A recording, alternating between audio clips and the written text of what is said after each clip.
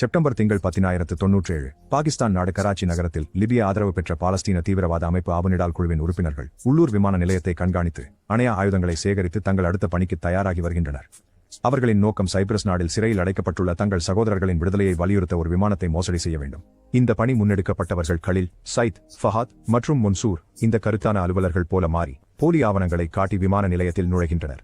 இதனை பம்பாயில் உள்ள 22 வயது நிர்ஜா தனது நண்பர்கள் மற்றும் குடும்பத்தினருடன், அதாவது அவரது பெற்றவர் ரமா மற்றும் ஹரிஷ் உட்பட வீட்டு விருந்தில் மகிழ்ச்சியாக கழிக்கிறார். கூட்டத்தின் பின் நீர்ஜா சில மணி நேரமாக தூங்குகிறாள். அப்போது ராமா அவளை வேலைக்கு செல்வதற்கான நேரமாகிவிட்டது என்று எழுப்புகிறார். நீர்ஜாவின் மாடலிங் துறை மிகவும் வலுவானதாக இருப்பதே அவருடைய இரண்டாவது வேலையை விட்டுவிட போதுமானது என்று ராமா நினைக்கிறார். ஆனால் நீர்ஜா விமான பணியாளர் வேலைக்கு பிடித்திருந்ததால் அதை பார்க்கப்பட முடியாது என்று மறுக்கிறார். நீர்ஜா அழகு செல்வதற்கு முன்பு அவளின் பிறந்த நாளில் விரும்பிய மஞ்சள் உடையை வாங்கிக் கொடுக்க வாக்கு கொடுக்கிறார். நீர்ஜாவை அவரது நல்ல தோழன் ஜெய்தீப் அழைத்து செல்கிறார். அவர்களை பார்த்து வரும்போது ஹரிஷ் தனது அசாதாரணமான முன்னாள் கணவருக்கு பதிலாக நீர்ஜாவை ஜெய்தீப்புடன் திருமணம் செய்து இல்லாதது ஒரு பிழை என்று ஒப்புக்கொள்கிறார். விமான நிலையத்திற்கு செல்லும் வழியில் நீர்ஜா செல்வதை எண்ணி துயரப்படுகிறதாக ஜெய்தீப் ஒப்புக்கொள்கிறார். அதற்கு பதிலாக அவர் ஒரு குறிப்பிட்ட தெருவில் செல்லும்படி கூறி தனது முகத்தோடு விளம்பர பலகையை காட்டுகிறார். அப்படித்தான் அவர் அவளை நினைவு கூறும்போது அவற்றை பார்த்து இருக்கலாம். வானூர்தி நிலையத்தில் ஜெய்தீப் நீர்ஜாவுக்கு அவரது பிறந்த நாள் பரிசை கொடுத்து அந்த நாள் வரும் வரை அதை திறக்க சொல்லுகிறார். மேலும் நீர்ஜா அவரை பெருமூட்டை கூறி நன்றி தெரிவிக்கிறார். மற்ற விமான பணியாளர்கள் நீர்ஜாவை வரவேற்று அவர் ஜெய்தீப்புடன் திருமணம் செய்து கொள்ள சொல்லி அவரின் தோல்வியடைந்த ஏற்பாட்டு திருமணத்திலிருந்து பார்க்கிற நேரம் வந்துவிட்டது என்று கூறுகின்றனர். நேற்றிரவு நீர்ஜாவின் விமானம் கராச்சி மற்றும் பிராங்க்போர்ட் வழியாக நியூயார்க்குக்கு புறப்படுகிறது. இதன் அர்த்தம் பயணிகள் இந்தியர் மற்றும் அமெரிக்கர்கள் இருவரும் இருக்கின்றனர். விமானம் பாதுகாப்பாக புறப்படுகின்றது மற்றும் நீர்ஜா ஜெய்தீப் கொடுத்த பரிசுகளை அவள் வேலைக்காரியிடம் கண்டுபிடிக்கும் போது அவளையும் அவள் வேலையுடன் இருக்கும் ஒருவரால் கிண்டல் செய்யப்படுகிறது. கணவனை விட்டுவிட்டது சரியான முடிவாக இருந்தது என்று நீர்ஜாவுக்கு கூறப்படுகின்றது. மேலும் 2ஆம் வருடத்தின் நிழல்கள் மறவாமல் அவளது நினைவில் வருகிறது. நரேஷ் அவளை சாப்பாடு வாங்கியதற்காகவும், மனைவியாக சரியில்லாமல் போஸ்டர் மாதிரி நடிப்பதற்காகவும், கணவரை பராமரிக்காமல் இருப்பதற்காகவும் கோபமாக திட்டியிருந்தார். அவர் ஹரிஷிடம் நீர்ஜா வீணாக்கிய எல்லா பணத்தையும் கேட்பேன் என்று சத்தியம் செய்து தன்னுடைய நண்பர்கள் வீட்டுக்கு வந்தபோது அவளுக்கு சமையலறையில் இருக்கச் சொன்னார். பின்னர் தன்னுடைய அப்பாவிடம் டெலிபோன் செய்தபோது அவ்விடம் தனது புதிய இல்லத்தில் பழக வேண்டும் என்று சொல்லி அவளை தவிர்க்க முயன்றாள். அதனால் ஹரிஷ் கவலையடைந்தார். நீர்ஜா நரேஷுடன் பேச வேண்டாம் என்று கேட்டுக்கொண்டாள். மாடலிங் வேலையை விட்டு வெளியேறுவதற்கான முடிவு சேர்ந்து எடுத்ததாக உறுதியளித்தாள். ஆனாலும் அவளுக்கு உறுதியானதாக அல்லாமல் இருந்தது. ஹரிஷ் அவளுக்கு வலிமையாக இருக்க, தவறானது ஏதும் செய்யவோ சகிக்கவோ கூடாது, எப்போதும் துணிச்சலாக இருக்கச் சொன்னார். 1 மணி நேரம் கழித்து கிளைம்ஸ் கிராசி விமான நிலையத்தில் தரையிறங்குகிறது. சில பயணிகள் இங்கே இறங்குகிறார்கள் மற்றும் ரேடியோ பொறியாளர் அலி அனைத்தும் சரியாக உள்ளதை கண்காணிக்க விமானத்திற்கு வந்தார். அந்த நேரத்தில் பயங்கரவாதிகள் உள்ளே நுழைந்து கண்முன்னே இருக்கும் பாதுகாவலர்களை சுட்டுக் கொன்று விடுகிறார்கள். நிர்ஜா துப்பாக்கி சத்தத்தை கேட்டு விருந்து ஊழியர்களை கதவை மூட சொல்லுகிறாள். ஆனால் அவர்கள் போதிய திறமை இல்லாமல் பயங்கரவாதிகள் திடீரென்று விமானத்தை பிடிக்கிறார்கள். அனைத்து பயணிகளையும் திரட்டும் போது நீர்ஜா விரைவாக கட்டுப்பாட்டு அறையை சுட்டிக்காட்டுகிறார். 3 அமெரிக்க விமான முடிகளை மேலே சாளரத்தின் வழியாக தப்பவிடுகிறார். கலில் நீர்ஜாவை கண்டவுடன் அவளிடம் கட்டுப்பாட்டு அறைக்கு அழைத்துச் செல்லும்படி செய்கிறார். ஒரு காலடி மூலம் திறக்கவும் பைலட்டுகள் சாளரங்கள் வழியாக ஓடுவதை பார்க்கிறார். கோபமடைந்த கலில் அவர்களை திட்டுவாரியது வழியாக சுட முயற்சிக்கிறான். ஆனால் அவர்கள் ஆல்ரெடி தப்பித்துவிட்டனர்.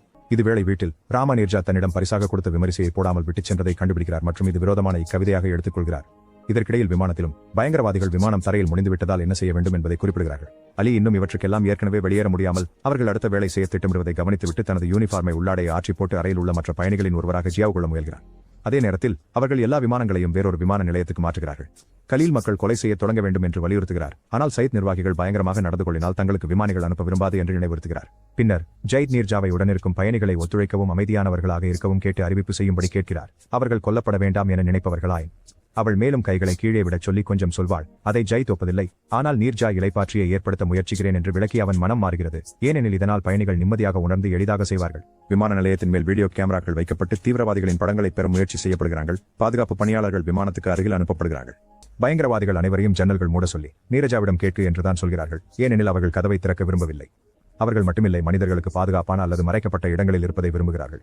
அலி தன்னை ஒப்படைக்க பார்க்கிறார். ஆனால் நீரஜா தன் கொஞ்சம் அசைவால் அவரை அமைதியாக வைத்திருக்கிறார்.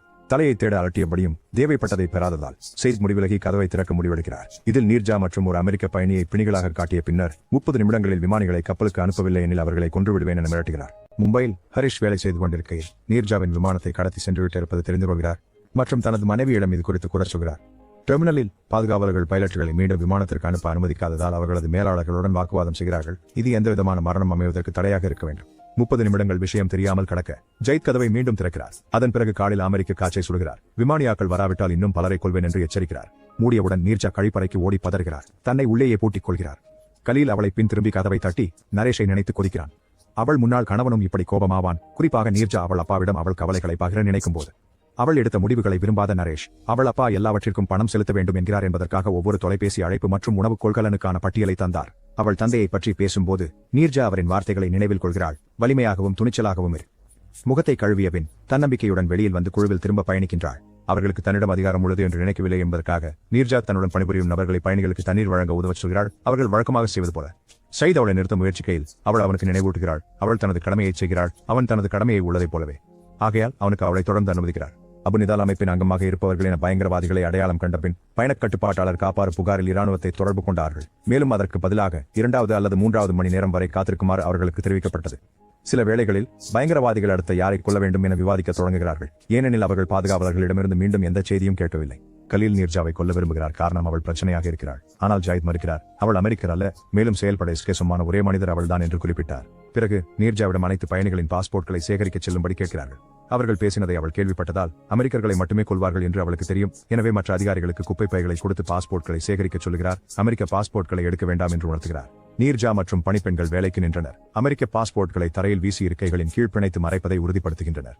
மும்பையில் ஹரிஷ் ரமாவை மீண்டும் அழைத்து அரசு பயங்கரவாதிகளுடன் பேச்சுவார்த்தை நடத்திக் கொண்டிருக்கிறது என்று கூறுகிறார். ரமா கவலையுடன் இருக்கிறார், ஆனால் நேர்மறையாக இருக்க முயற்சிக்கிறார். நீர்ஜா நிச்சயமாக நலமாக இருப்பார் என்ற ஈர்ப்பை வெளிப்படுத்தும். அப்போ அவர் முடிவெடுத்து விழுந்து பிறகு மஞ்சளுடைய அடை வாங்க செல்கிறார். இது முடிந்த பிறகு மகளை வரவேற்க அந்த நேரத்தில் அவரது மகன்களில் ஒருவர் தொலைபேசியுடன் செய்திகளை காத்திருக்கிறார். விமானத்தில் தற்கொலை பயங்கரவாதிகள் கைகளில் அமெரிக்க பாஸ்போர்ட்கள் இல்லாததால் கடுப்பாகிவிடுகின்றனர்.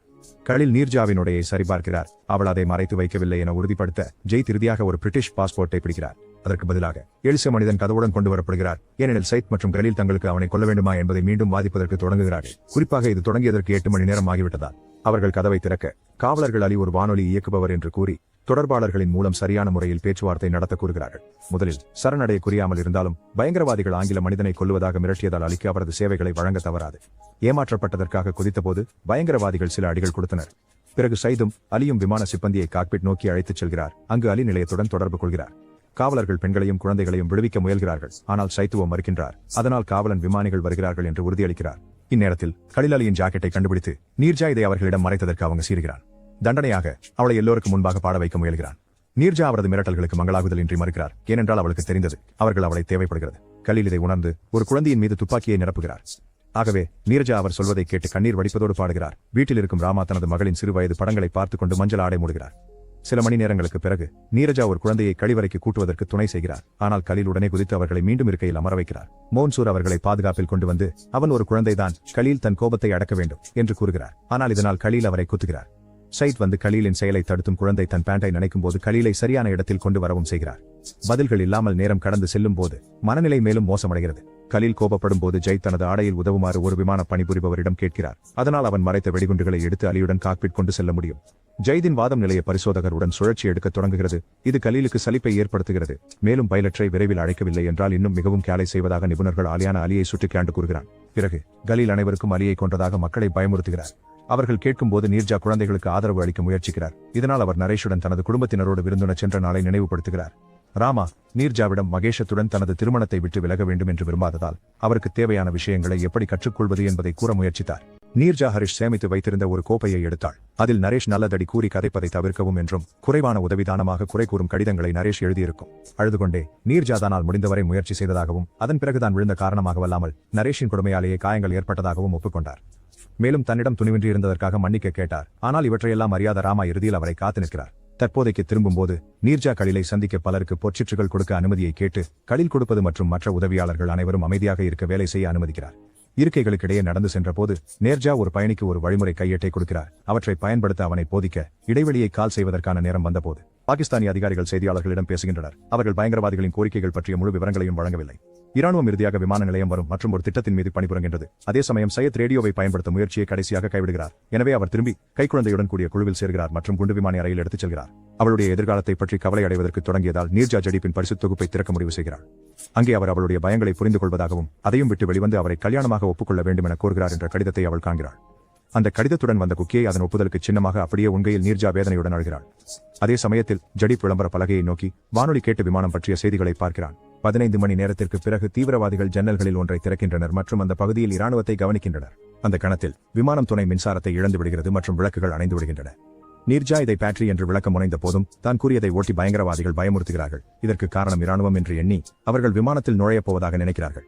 இப்போது இழக்க எதுவுமில்லை என்பதால் தீவிரவாதிகள் பயணிகளை பொருத்தமின்றி சுடத் தொடங்குகிறார்கள். அதனால் நீர்ஜா குழப்பத்தை பயன்படுத்தி ஒரு கதவை திறந்து அவசர வெளியேற்ற சரக்கை திறக்கிறார். மேலும் கையேடுடன் கூடிய பயணி எதிர்மறை பக்கம் அதே செயலை செய்கிறார்.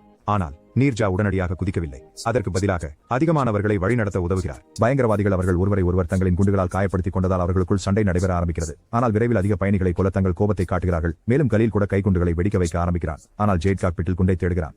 சில நிமிடங்களுக்கு பின்னர் 3 குழந்தைகள் மட்டுமே மீதம் உள்ளனர். அதனால் நீர்ஜா அவர்களை தழுவிச் செல்ல முயற்சிக்கிறார். ஆனால் கலீல் அவரை காண்கிறான். அவன் துப்பாக்கியை அவர்கள் மேல் திருப்பின போது நீர்ஜா தன்னுடைய உடலை குழந்தைகள் மற்றும் குண்டுகளுக்கு இடையில் ஒரு கவசமாக பயன்படுத்திக் கொண்டு 3 முறை சுடப்பட்ட பிறகே அவர்கள் இறுதியாக முன்பின் நழுவிக்கொண்டு விமானத்திலிருந்து வெளியேற முடிகிறது. இராணுவம் இறுதியாக அணுகிய போது நீர்ஜாவை ஒரு ஆம்புலன்ஸில் வைத்து அங்கு அவர் மயங்குவதற்கு முன்பு குழந்தைகளில் ஒருவருக்கு ஒரு செய்தியை வழங்குகிறார். மும்பையில் தகவல் சரியாக வரவில்லை. எனவே ரமா மற்றும் ஹரிஷுக்கு தங்களின் மகளின் நிலைமையை குறித்து எதுவும் தெரியவில்லை. நீர்ஜாவின் பிறந்த நாள் வரை சில நாட்களுக்கு பிறகுதான் பயணிகளும் விமான ஊழியாளர்களும் வீட்டுக்கு வந்து தங்கள் குடும்பத்தினர் சந்திக்கிறார்கள். ஆனால் துரதிருஷ்டவசமாக ராமாவுக்கும் ஹரிஷ் அவர்களுக்கு மோசமான செய்தி கிடைக்கிறது. நீர்ஜா இறந்துவிட்டாள். கண்ணீருடன் ராமா தனது மகளின் உடலை மஞ்சள் உடையால் மூடுகிறாள். அப்படியே ஒரு குழந்தை வந்து நீரஜாவின் செய்தியை கொடுக்கிறது. அது துயரை விருக்கும் என்று நினைவுபடுத்துகிறது. இது நீரஜாவின் பணியாளர்களுக்கு அழுகை விட்டு ஒரு மரியாதையாக தலைவணக்கம் கூறவும் இலையை விட்டு மனமுடைந்து போகாமல் செல்ல வெறும் ஆரம்பமாக வைக்கிறது. உதாரணம், ஏதாவது காலத்தில் நீர்ஜாவிற்கு அவளின் பொறியினால் உயரிய அங்கீகாரமாகவும் அதாவது அசோக சக்கரம் வழங்கப்பட்டது. அதனை ஜனாதிபதி தானே வழங்கினார். எங்கும் நீர்ஜாவின் பேரில் ரமா பெற்றுக்கொண்டார். 379 பயணிகள் மற்றும் குழுவினரிலிருந்து 359 பேர் உயிருடன் மீண்டுள்ளார்கள். 4 பயங்கரவாதிகளுக்கு ஆயுள் தண்டனை வழங்கப்படுகிறது மற்றும் நீர்ஜா பாகிஸ்தான் மற்றும் அமெரிக்க அரசுகளிடமிருந்து பிற பாராட்டுகளை பெறுகிறார்.